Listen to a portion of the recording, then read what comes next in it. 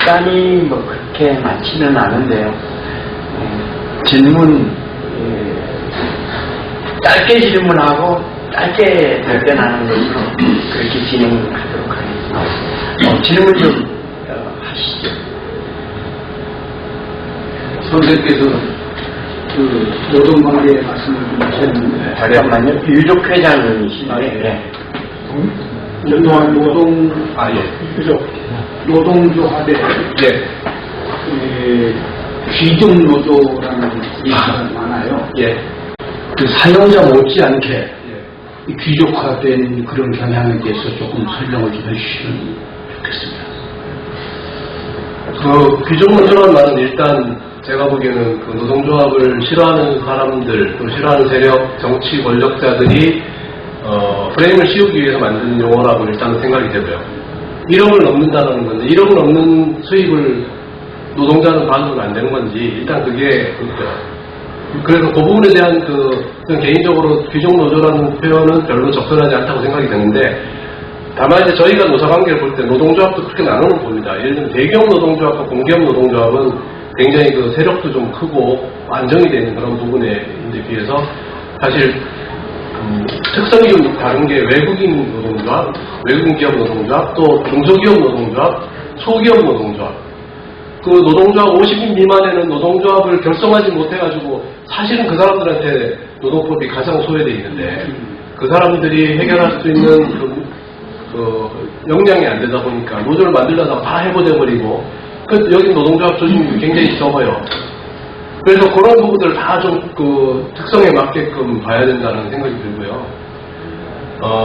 사용자 그러면 예를 들면 사용자인데 한 4~5명, 4~5명을 이렇게 채용해가지고 소위 그 7말로 제초소 같은 경우는 맛집 꼬바 뭐 이런 거 하는 데 있지 않습니까? 그런 데 있는 사장님들은 실제 한 사람 노동자보다도 월급이 훨씬 더 적은 사람들도 있는 거고요. 그래서 사용자냐 노동자냐, 그래서 사용자는 무조건 돈이 많고 노동자는 적고 이런 그 대비는 굉장히 이분법적인 것이 아닌가 싶어서 그런 것을 조장하는 측면에서 굉장히 좋은 용어가 귀족노조다도 그렇게 생각합니다.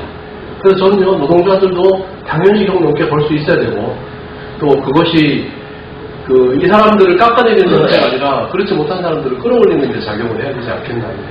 물론 말씀하신 부분에서도 그렇지만 너무나 권력이 세서 노동자의 권력이 세서 오는 병폐, 일종의 뭐라 그럴까요,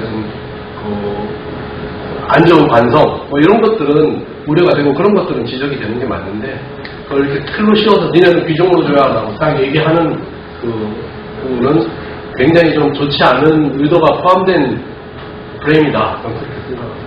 아까 말씀하실 때 되는 것 같은데 그거는 저도 공감합니다.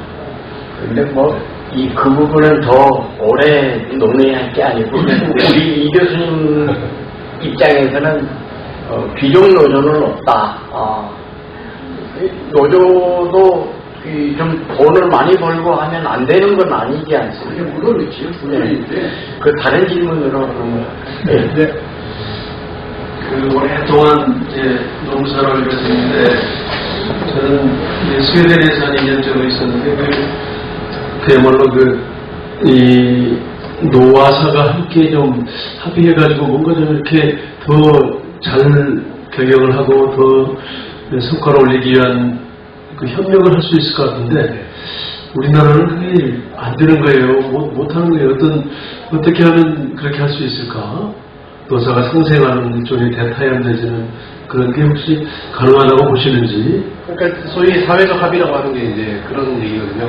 북유럽 쪽하고 독일이나 이런 쪽에 보면 경영위원회 노조가 같이 참여하고 의무화돼 있고 지금 우리는 제도적으로도 그런 부분들은 조금 어렵고요. 그게 노사협의라는 형태로 만들어져 있는데 노사협의라는 제도가 만들어지게 된 배경이 노동조합 못하게 하려고 하는 그런 측면에서 별도의 그 제도를 만들어졌었어요.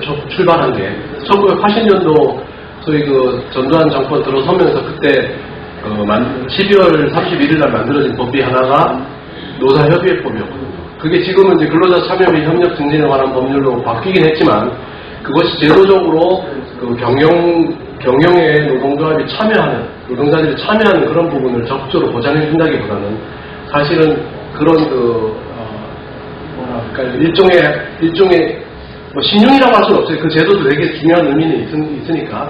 그런데 적극적으로 노동조합이 한 분야로서 이렇게 참여할 수 있는 그런 부분이 보장된 것이라고 보기 어렵고, 협의 수준이거든요. 그 회사가 하는데 다만 일방적으로 가지 말고 상의는 좀 하고 해라 하는 정도의 의미라고 봐야 되는데, 제도적으로 일단 그게 어렵다는 게 하나 그쪽 나라들하고 다르고요.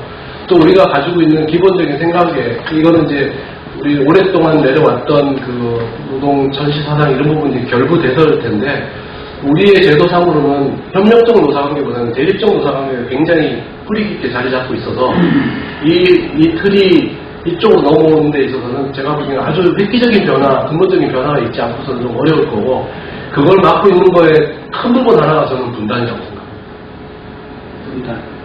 분단 체제 하에 노사관계는 그 틀을 낄 수가 없습니다. 거기서 협력이라고 하는 부분은 한 회사에서는 나타날 수 있지만 결국에 가서는 문제가 됐을 때 이쪽은 적대 세력이 될 수밖에 없는 그런 구조라고 보고요. 그게 그런 프레임이 용인이 되는 게 분단 체제다. 뭐 여태까지 정치 세력들이 계속 이용해온 부분이 없지 않은가 싶습니다. 또 우리 노동의 역사가 일천에서 그런 부분도 천원에서 오셨는데. 예. 마이크. 네, 대단히 잘 왔다는 생각이 들고요. 네. 특히 저는 노동자 편이라고 생각을 하거든요.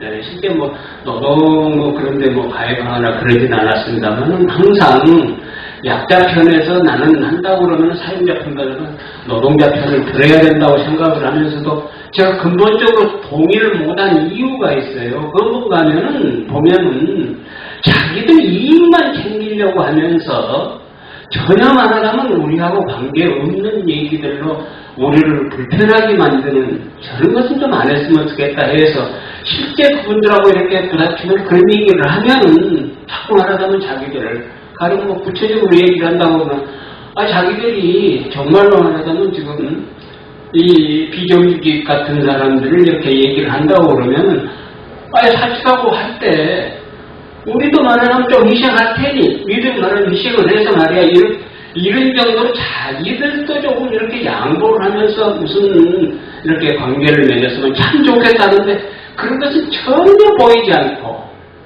이렇게 자꾸 말하자면 그런지 지하철 같은 데 보면 걔들이 볼을 막 써놨는데 그것도 전혀 우리하고 관계되지 않는 말하자면 자기들 이익을 위해서 그냥 해놓은 그런 것들이 굉장히 모여서 사실은 노동에 대해서는 별로 그 시기에 들어야 된다고 하면서도 별로 좋아하지 않고 동조를 못했던 그런 입장인데 오늘 이 교수님의 가장 말하자면 노동 얘기를 편안하게 듣고 하고 제가 말하자면 이렇게 느껴진 게 저는 이 교수님처럼 말하자면 노동을 조금 여러 사람들에게 이렇게 얘기할 수 있는 그런 기회가 조금 많이 주어졌으면은 노동운동도 훨씬 더 활성화되지 않겠느냐는 그런 생각이 들어서 고맙습니다.